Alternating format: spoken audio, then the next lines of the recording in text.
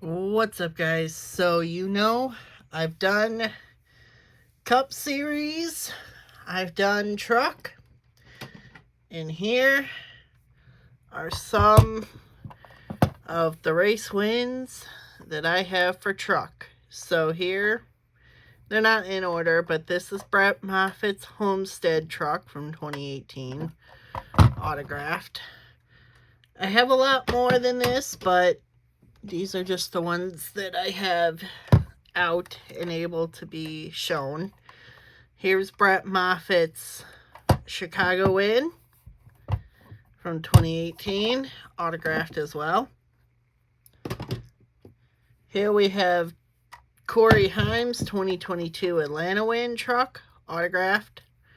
I got this autographed in Nashville.